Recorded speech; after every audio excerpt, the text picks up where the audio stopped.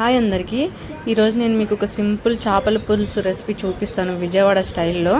చేపల్ని బాగా ఉప్పు, పసుపు, నిమ్మకాయ వేసి క్లీన్ చేసుకొని రెడీగా పెట్టుకోవాలి. అండ్ దాని తర్వాత దానికి కావాల్సినవన్నీ కొంచెం అరేంజ్ చేసుకోవాలి.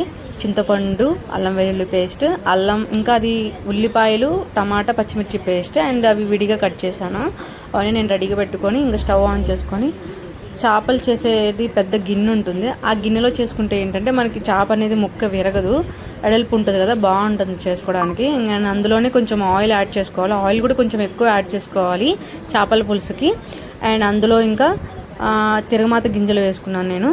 అంటే వేసుకోవచ్చు, అది మన ఆప్షనల్.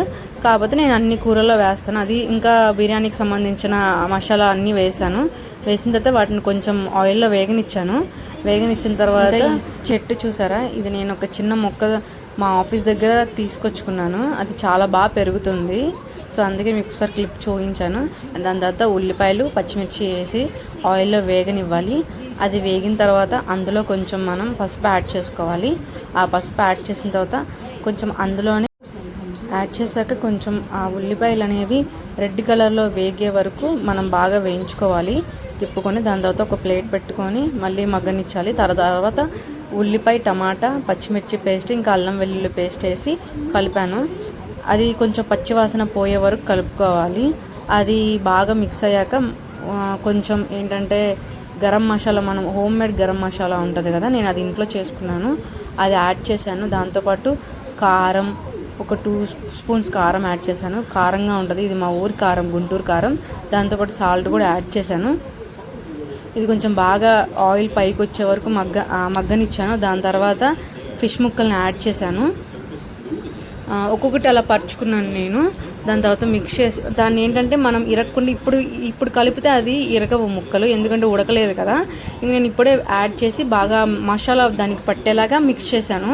మిక్స్ చేసిన తర్వాత దాన్ని కొంచెం బాగా మ్యారినేట్ లాగా చేశాను, ఇరగకుండా సైడ్లుగా కలుపుతూ ఒక 2 మినిట్స్ అలానే కలిపాను మసాలా పట్టే వరకు.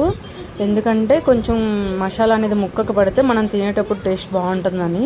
అలా కలిపిన తర్వాత దాన్ని మూత పెట్టి ఒక 2 మినిట్స్ ఉడకనిచ్చాను మసాలా పట్టే వరకు.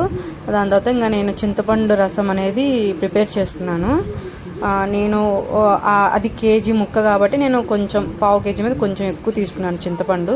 అందులో కొంచెం వాటర్ యాడ్ చేసుకొని ఇంకా దాంట్లో యాడ్ చేశాను. దాంట్లో యాడ్ చేశాక కొంచెం మళ్ళీ దాన్ని బాగా కలిపి అలా ఉడకనిచ్చాను. దాంతోపాటు నెక్స్ట్ ఒక చిన్న మూకుడు తీసుకొని అందులో మెంతులు, ఆవాలు, జీలకర్ర, ఈ మూడింటిని ఏం చేశానంటే ఫ్రై చేశాను బాగా దోరగా. అంటే స్మెల్ కొంచెం మంచి స్మెల్ వచ్చేలాగా దోరగా వేపి దీన్ని ఏంటంటే పొడి చేశాను. ఈ పొడిని మనం చేపల పులుసులో వేస్తే ఏంటంటే టేస్ట్ అనేది చాలా బాగుంటుంది రేపటికి. సో ఇది నాకు మా నాన్నమ్మ చెప్పింది టిప్. ఇది కొంచెం బాగా నా దగ్గర ఇది ఉంది, దీంట్లోనే నేను నలుపుకున్నాను. పర్లేదు, బాగానే వచ్చింది, పొడిగా అయ్యింది. ఆ పొడి వేసుకున్న తర్వాత నేను ఇంక ఇలా కలుపుకున్న తర్వాత దాన్ని అంటే వీడియోలో నాకు తీయడం రాలా. సో తర్వాత నేనేం చేశానంటే 2 చేతులతో పట్టుకొని మసిగుడ్డతో దాన్ని తిప్పుకున్నాక ఒక 5 మినిట్స్ అలా నేను మగ్గనిచ్చాను ఆయిల్ పైకి వచ్చే వరకు.